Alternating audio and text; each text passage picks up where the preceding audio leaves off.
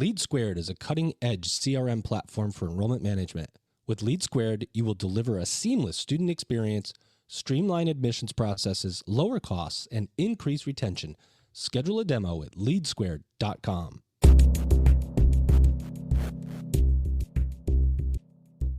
Welcome back, everybody. It's your time to EdUp on the EdUp Experience podcast, where we make education your business.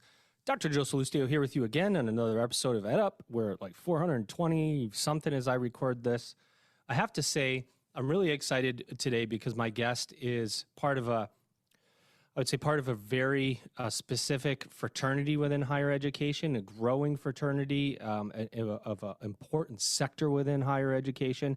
And it's been a while since we had somebody of his stature and on the podcast, and really excited to talk to him today. But before I get to it, you know, I like a little bit of self-plugging here, and I'd like to plug my website, edupexperience.com, where you can go for all of your listening pleasure when it comes to higher ed information. We categorize everything by category, in fact. So you want to listen to community college presidents? You can. You want to listen to presidents from HBCUs? You can. You want to listen to presidents from public universities? You can. You want to listen to ed tech founders and CEOs? You can. We interview lots and lots of people and hope that you get some development from listening to my guests, because of course you're not getting much from me other than the gratuitous self-promotion, which I could do that for about 40 minutes if you want. But my guest is already, he's nodding his head no. Now, so I want to bring him in. I want to bring him in properly. I was going to give him an applause, you know, as I do. Some guests, I feel like they should get an applause, but I feel like he needs something a little bit different than an applause. So we're going to get ready. Is he ready? Yes. I think he's ready. He's ready. Here he comes. Ladies and gentlemen, he is President Thomas Hudson. He's the president at Jackson State University. Yeah. There he is. Thomas, what's happening? Hey, how you doing? Yeah. Yeah, how are you? I'm doing good. How are you? Awesome. I've never had an intro quite like that, so this is a new one. Yeah. Well, you know, you've had an applause before, but yeah. I like the "oh yeah" button because it kind of, you know what? We're going to bring the heat. We're going to bring the fire on this episode, right? We're going to talk all about Jackson State University and the wonderful work you're doing. Level set for our audience. Talk about Jackson State University. What do you do? How do you do it? And then we'll get into it. All right. Well, you know, again, I thank you for this opportunity and this platform, serving as the 12th president of my alma mater, Jackson State University. We're an HBCU located in the capital city of Jackson, Mississippi, and we serve as Mississippi's only comprehensive urban university. We're the only one in the state that has that designation. 7,000 students, 50,000 alumni strong, over 90 programs from bachelor's, master's, specialist, and all the way up to PhD and doctorates. We pride ourselves on having a wonderful public health program, the only accredited school of public health within the state of Mississippi, and one of the few HBCUs to have an accredited school of public health. Our College of Business is accredited by AACSB. Only 5% of College of Businesses in the world hold that designation, and something we're very proud of. We're very proud of our STEM programs, graduate more than our share, and one of the leader producers of African-American engineers, African-Americans in biology, chemistry. We have an environmental science program, just a multitude of great things going on at Jackson State University. We have been here since 1877. So this year we will celebrate this October 145 years of existence, starting as a small seminary in Natchez, Mississippi, with just 20 students. So to grow to where we are now has just been amazing. The growth trajectory of Jackson State, yes, amazing. The growth trajectory of Jackson State University. Outside of academics, which is our core mission, research-wise, we do about $50 million a year in research. We're R2 high research institution as designated by the Carnegie Foundation, one of only 10 HBCUs to hold that designation. Our goal, though, is to take that next step. And, we have those and some other things in our strategic plan. Have a wonderful campus life and environment, the Sonic Boom of the South, the world-renowned Sonic Boom of the South, the Jackson State University Band, has performed all across the world, has performed at the Grammys, at the Emmys, and all the major awards, the Super Bowl. We have an outstanding athletic tradition, 4 Hall of Famers in football included, plus the Hall of Fame coach we have, Coach Prime Deion Sanders, has done a great job of just elevating the brand of Jackson State as a whole, and certainly our football program and HBCU sports in general. Women's basketball just gave a wonderful showing, almost put off a great upset of LSU under our head coach there.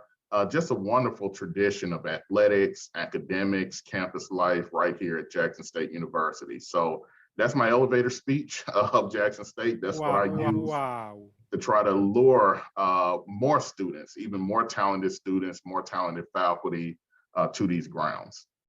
Go back. I'm going to take you back to the beginning of what you said, that you're the only comprehensive urban institution in the state, and you're the only institution with that designation. Talk to our audience about what that designation means, how that designation is granted, what it means for the institution, for your students. Because I guarantee you there's folks that listen to this that are just going, what does that actually mean, comprehensive urban institution, and where does that come from, and who gives the designation? It's all that whole thing. Well, you know what, that's a great question. And it's a designation that we received when we became a university. You know, it was Jackson State College. We became a university in 1974. And on our 100th year anniversary, we received Mississippi's Comprehensive Urban University. Mississippi is a rural state. Mississippi is a rural state by and large. We're located in the capital city. So the first thing that designation does is establishes us as the state-supported state institution within the capital city of Mississippi. That means a lot. That gives us entree into a lot of different programs that are centered around our mission of solving societal problems, dealing with the needs that one would find in urban settings. So it really gives us just that profile within the state of Mississippi in terms of our placement and in terms of our relationship in close proximity with the capital city. So that's what that means. It's really something for within the state of Mississippi that highlights our unique placement within this state, and also highlights the unique placement of Mississippi, you know, across the broader spectrum, again, being a primarily rural state, but having that urban center at which JSU is at the center of. When people think about Mississippi, I've never been to Mississippi. I've heard great things about Mississippi. Do people think rural? Do they think urban? You know, when you're recruiting students out there, do you have to explain the landscape so that students understand it, or is your recruitment coming mostly from in the state? Well, first of all, we have to get you to Mississippi. You've never visited, so we have to make sure we invite you down. And wonderful state. Yeah, wonderful state. We'd love to have you. But, you know, that's another great question, because a lot of times the outside perception of Mississippi is primarily rural. So when people do visit a Jackson State University, when they come to our campus, when they come to the capital city, sometimes from outside and they've never been here, sometimes they are surprised. They are surprised at the setting. They are surprised at, you know, how nice it is. It does exceed their expectations time and time again. And that's something we want to continue to capitalize on. That's why we're constantly showcasing and highlighting the campus in a way to get people down here so they can see some of the great things that are happening. So sometimes, you know, again, we do a lot of out-of-state recruiting. A sizable portion of our population does come from out of state. Sometimes there's some education that has to happen with people who are not familiar with the state. But by and large, it just really takes that first visit for people to really be sold on Jackson, Mississippi. I want to talk to you about your strategic plan that I had a chance to review on your website. It's launched and you've put it out, and it's comprehensive. It's really good, by the way. I was able to sit and read through it. It's called Elevate. Your Elevate, right? Isn't that the name of it? Or yeah, JSU Elevate, that's correct. Yeah. Talk about that process a little bit, because, you know, strategic planning is one of those areas, depending on who you ask, they hate it, they love it. I've had so many presidents on, they're like, oh God, you know, strategic planning, it's, you know, it's this and it's that, and you got to go through these committees and and then you get some folks that I have on there are like, oh no, we made it a fast process and we came out with these things. How did you and your university experience the new strategic plan? And the secondary question to that is, how hard was it to come up with? Okay. Well, let me start. Now, I've kind of combined both questions because actually this process started prior to becoming president. This process started in 2019. Of course, I became the president in 2020. And right during COVID. One other better time becoming university yeah, president. well, the best time, right, to come during the midst of a once in a lifetime pandemic. But no, the process started prior to my becoming president. And actually, my former role as special assistant to the president, I actually co-chaired the strategic planning process and really was working on putting teeth to the plan. So it's about a 2-year effort. It involved a great cross section of JSU faculty, staff, students, community leaders, really all of those relevant university stakeholders, over 100 in number. And it involves 6 specific goals, all related to the overall health and wellness of the university. Goals 1, 2, and 3. Goals 1, student success. And that just talks about the strategies to help improve student retention, student graduation rates, and the overall student experience. And what are some of the things we can do to really improve those metrics. Goal 2, of course, is academic prominence. And that talks about our academic institutions really keeping up with the times in terms of our degree offerings, offering more online degrees, offering more of those programs that are attractive to students, and expanding on those programs that we already have that really fit in line with the profile of where the world is going from a workforce standpoint. Then, of course, goal 3 is research excellence. You heard me talk about having that high research activity Carnegie designation, something we're proud of, but it's really time to take that next step. There are no HBCUs that have reached that R1 very high research activity status.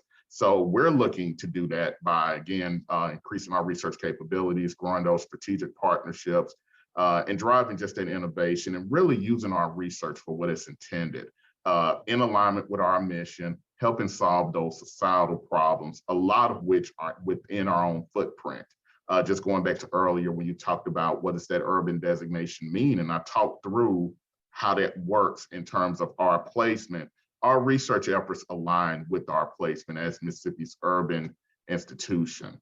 Goals 4, 5, and 6, athletic prowess, improving the overall campus infrastructure, those living, learning spaces, really where the action happens. And then goal 6, just improving overall campus culture, enhancing our brand, improving our fundraising and alumni engagement. I like to talk about these, the strategic plan, not as just separate goals that stand alone, but really goals 1, 2, and 3 are dealing with the core mission of the university, that teaching, learning, that research. And then when you look at goals 4, 5, and 6, these are areas, including athletics, which really feed into and support the overall core mission of the university. That's how we see Jackson State University.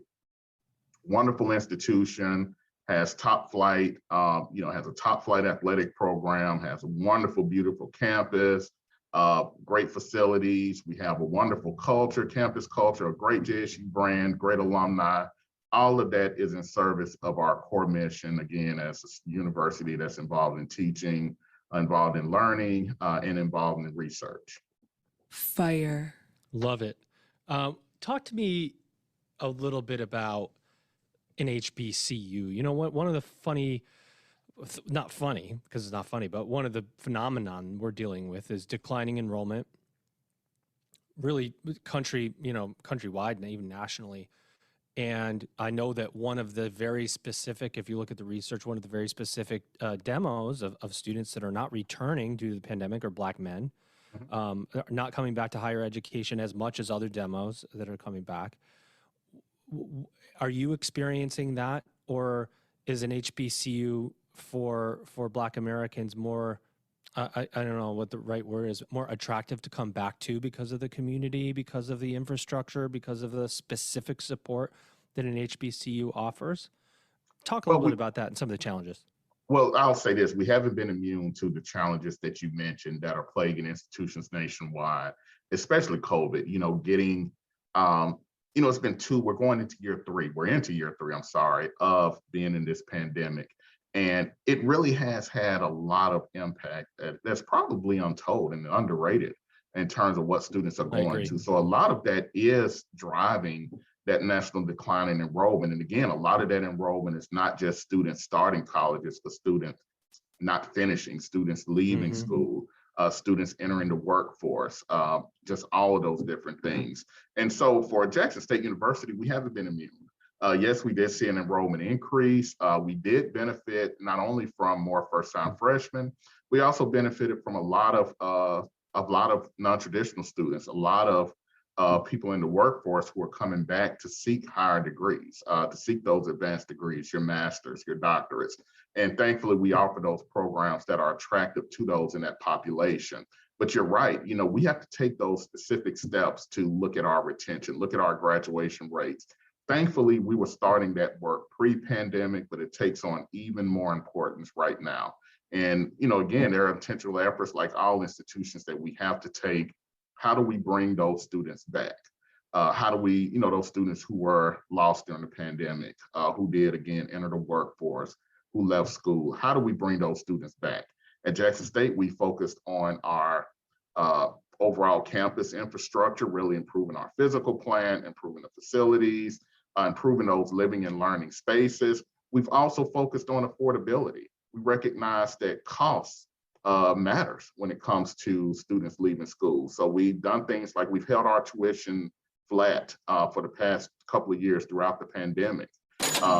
We have used HERF dollars that were received through the stimulus plan to help students with their education, clear balances, help with books, help students go through summer school and things like that. So there are a number of steps that we've taken at Jackson State to try to mitigate exactly the effects of exactly what you're talking about, just that overall decline of actual students who are seeking college education.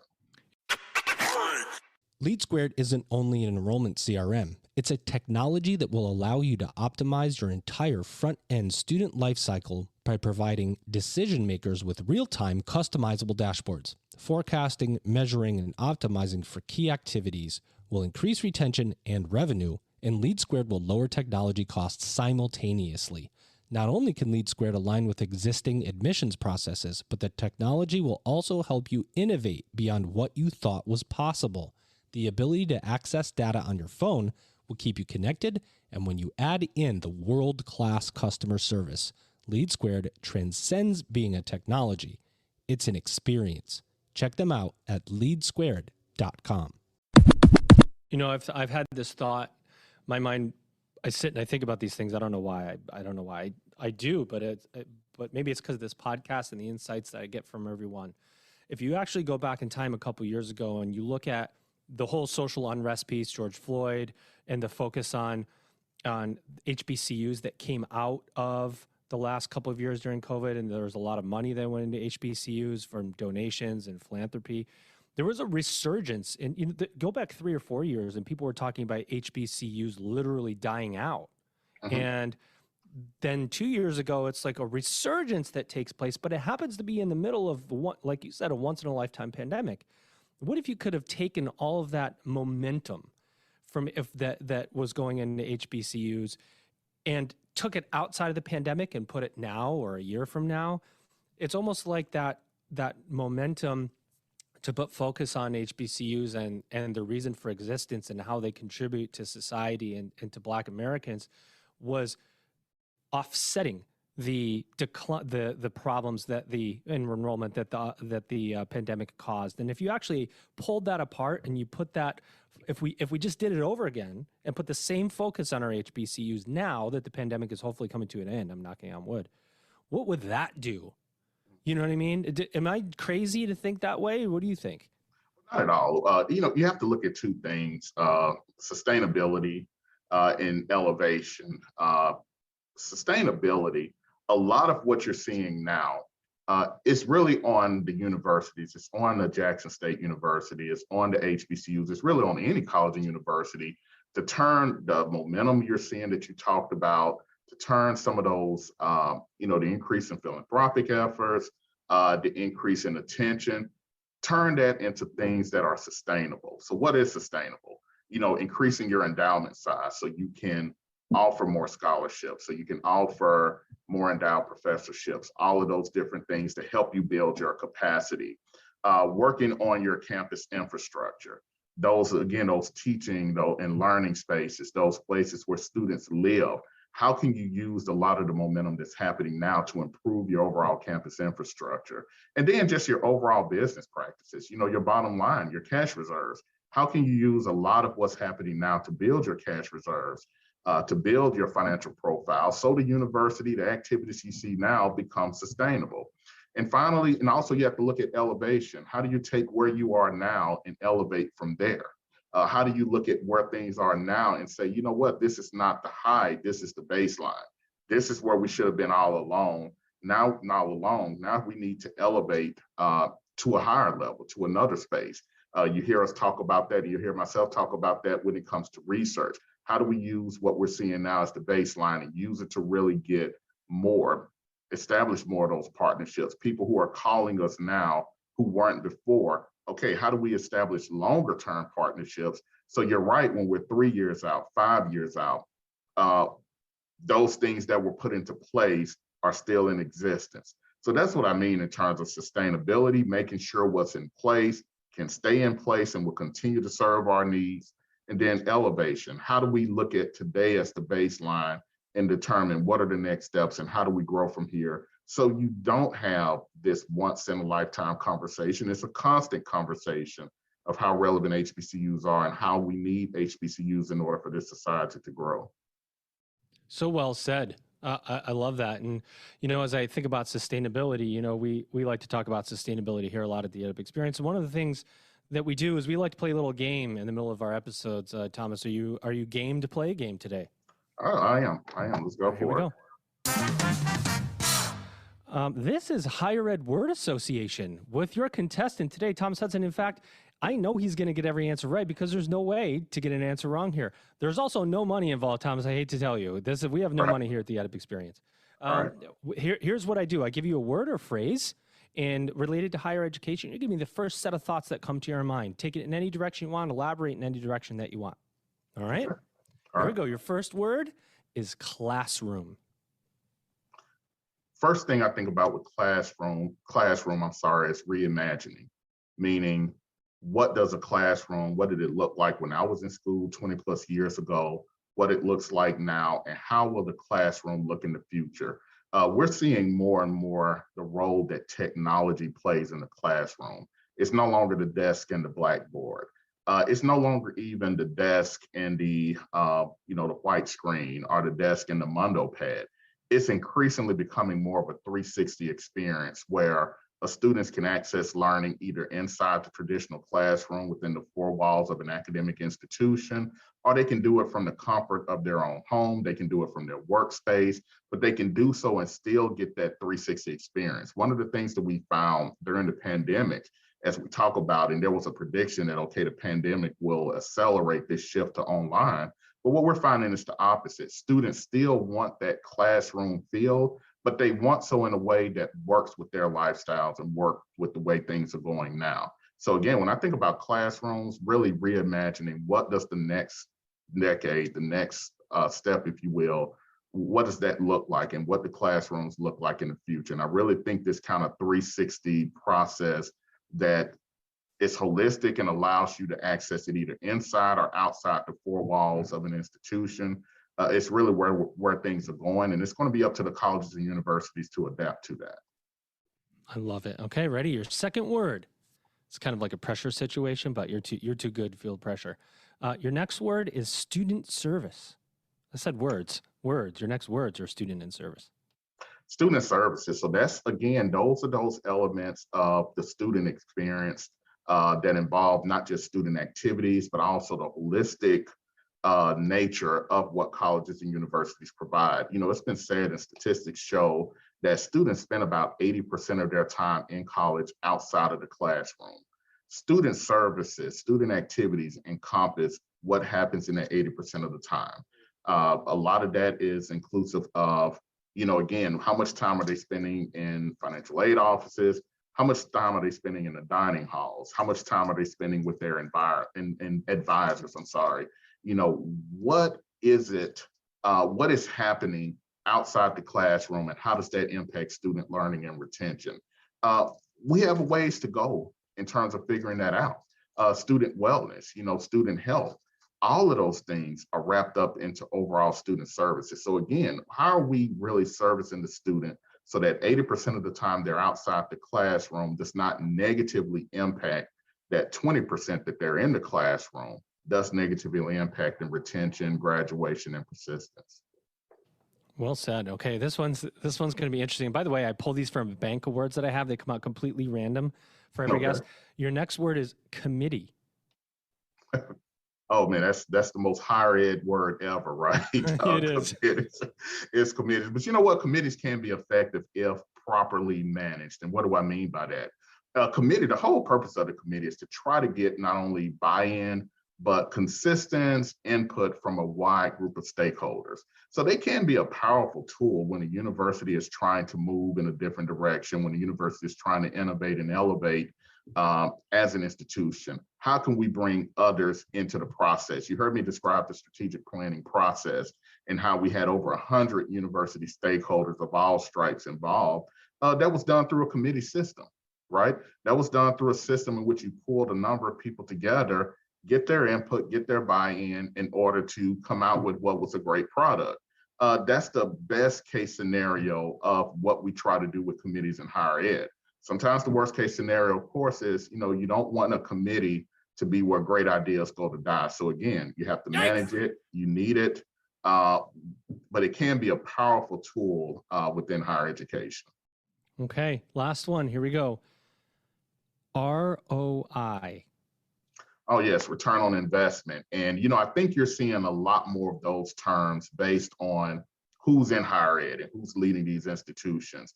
It used to be the traditional institutional leader, higher education leader, was someone who came through the academic ranks, right?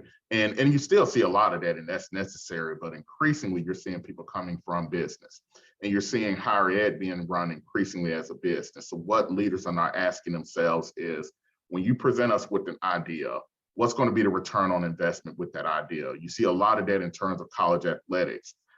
If we're going to spend so much money on athletic facilities, if we're going to spend so much money on these coaches, well, how do we justify doing so? Well, let's calculate the return on investment. Let's talk about, for every $1 we spend, 8 comes back in terms of marketing, student tuition, philanthropic dollars, all of those different things. So again, ROI is, I wouldn't say a newer concept in higher ed, but it's certainly on the lips of every leader, because at some point, at some level, you have to justify the actions that you're taking. You have to justify any new dollars that you're requesting, any new programs, and the model is based on what's that return on investment going to be. Wow, that's pretty incredible. We're going to actually go to the judges here and see if all your answers were right. 100%. Well, there you go, ladies and gentlemen. This has been the most recent episode of Higher Ed Word Association with your contestant, Thomas Hudson. Okay, now that we have that part done, Thomas, we can get back to talking about higher ed, even though we have been. But I do like to put in that, I always say I could do a whole episode and just spit out a higher ed word. You get a good president on here, and just crush them, because every single word we use, whether it's inside baseball or outside, comes with so much complexity in higher education, so much planning and execution, good and bad. And what comes out, one of the outputs of higher education as of late, in a negative sense, has been the value question of higher education, the anti-intellectualism movement. I've had a lot of folks on this podcast, in fact, that have gone, look, the college degree's in question, the value is in question, people don't need it anymore. I've had great college presidents on here. You know who comes to mind? Her name's Dr. Darian Howard. She's president of Nevada State College in Nevada. And she came on and said, you're going to have 50,000, 500,000 people for every 5 Elon Musk that you have. So yeah, we're going to give college to as many students as possible, Exactly. Especially for people of color who are coming from a lower economic background or have been disadvantaged over the years. It's how you create generational wealth to create access and all of these things. Where do you stand? Where do the students at Jackson State stand? What's the thought, messaging, ideas around that value concept? Well, it's interesting. And I actually had this conversation, not with a current JSU student. I've had that conversation before, but I was at an event, a forum, and there was a 9th grade student that came to me and was pretty adamant about me explaining why a degree was of value to her. Like, why should I go through this experience when I think about the debt and when I think about all of those different things? Why should I go through this experience? And of course, I can spout off statistics. The average college graduate earns over their lifespan millions of dollars more than the non-college graduate. And that's even more true now in terms of when you think about inflation and just the way the job market is working. But again, when people ask that questions, it's almost like they're looking for a guarantee of outcome, meaning, does going to college guarantee my outcomes? Does it guarantee those great outcomes that you all speak of all the time? And the answer is no, they do not.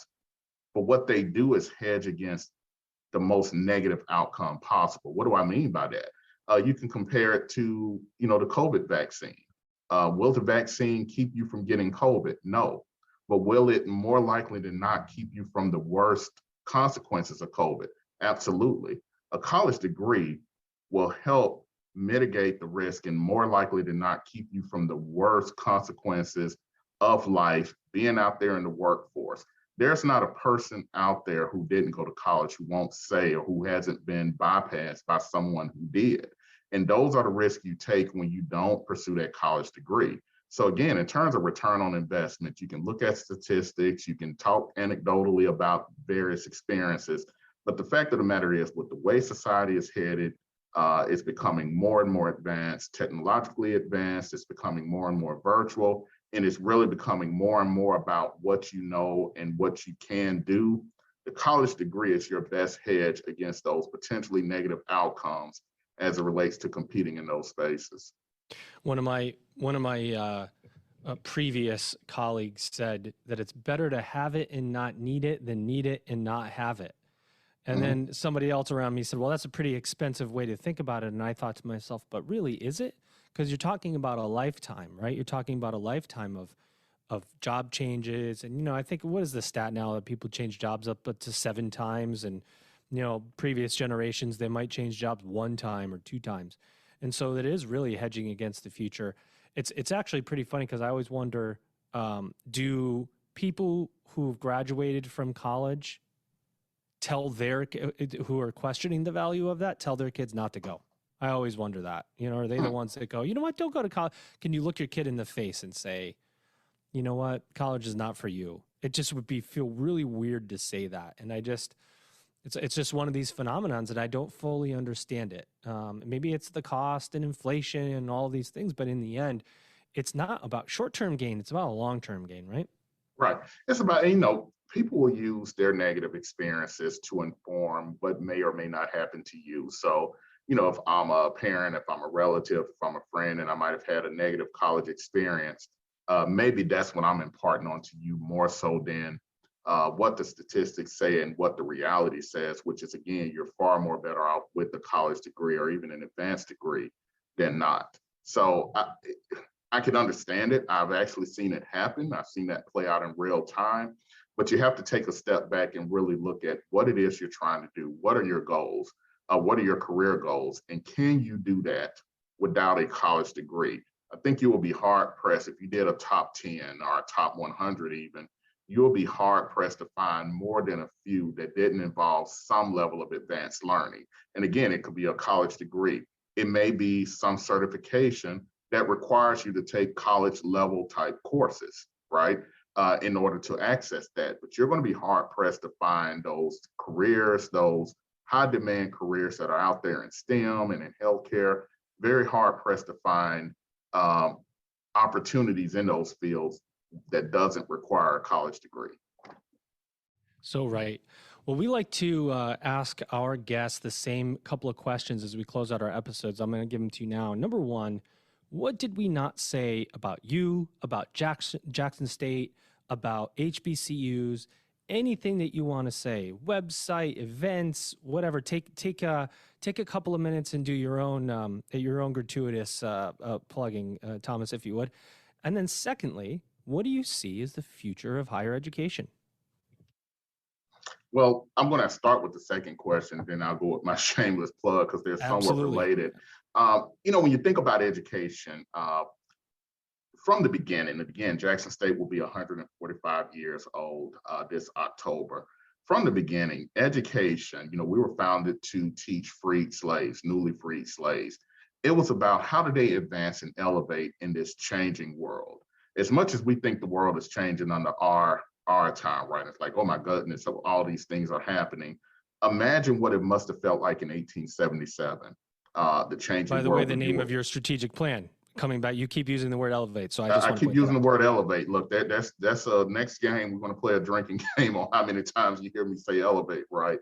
But think about what it must have been like for that person, that freed slave in 1877, in this still vast, now unfamiliar society. What do I do and how do I advance my station? How do I advance the station of my family? What is it that's going to take me to the next step? HBCUs were founded for that very reason. This is how you advance. You advance through education. You advance through increasing your knowledge base. You advance through being exposed to these lessons and to these opportunities that you wouldn't otherwise be exposed to. And that has not changed. That has not changed 145 years, 200 years, no matter how far you go back. The core of what we do really hasn't changed. It's teaching, it's learning, it's research, and using those things to elevate not only the individual, but to elevate the community and the world surrounding. And so when you talk about where higher ed is going to go, we're going to continue in that direction, but we're going to do so in new ways. We're going to do so more through social media than you've seen before. We're going to do so more through the use of technology than you've seen before. Who knows what's the next big thing out there, right? That higher ed is going to use to innovate and help inform how we deliver our core product, which is, again, that teaching and learning and research. So it's going to be more of, in terms of where higher ed is going, who can really tell you, right? Because that's just like asking where the world is going. All I can tell you is that no matter where the world goes and no matter how things become more technologically advanced, as long as there are people looking to improve their life, and as long as there are people that's wanting to improve their station, their family station, and their community as a whole, as long as those are goals, higher ed will remain relevant and will be a clear key part of that conversation and that process. And for Jackson State University, again, we've been doing that for 145 years from our origins to today. Our path is limitless. The ceiling for Jackson State is limitless. We're going to continue to grow. We're looking at new programs. We're starting new programs in supply chain and construction management. Two things that when you talk to business leaders, those are the main issues that you see. How do we move goods and services from one space to another? And Jackson State, as far as where we're situated geographically and where we're situated in terms of, our research and just the overall university community and STEM and the College of Business, which sit at the intersection of that, it's only proper that we gain a foothold in that particular market and really become a part of the solution in helping industries move goods and services from one place to the other, which is really on the lips of every CEO, and every entrepreneur that you see. So again, Jackson State will continue to do the work that we've done since our founding. We'll continue to elevate here at Jackson State, and we'll continue to do so in a time and space where we're affordable and we're accessible to students of all backgrounds, all demographics, and all races. Wow. Yeah. I love it. I love it. I love it. Thomas, you're a visionary leader. I appreciate you coming on the EdUp Experience. I know I didn't introduce you properly at the beginning with an applause, so I'm going to give you one on the way out here. Ladies and gentlemen, he is Thomas K. Hudson. He's the president of Jackson State University. Oh, there's the crowd standing up for him. Thomas, I hope you had a great EdUp Experience today. Well, it was wonderful. I appreciate it. It was definitely fun. And thank you for having me on. And please invite me back in the future. Ladies and gentlemen, you've just EdUp'd. The LeadSquared integrated CRM functionality will put your institution at the front end of marketing and enrollment strategy by delivering a streamlined admissions process. Capture student interest, segment your audience, create student engagement workflows, and even integrate with your student information system to create longitudinal key performance metrics you've always wanted. You can do all of this and lower your technology costs. Check out LeadSquared.com for more info.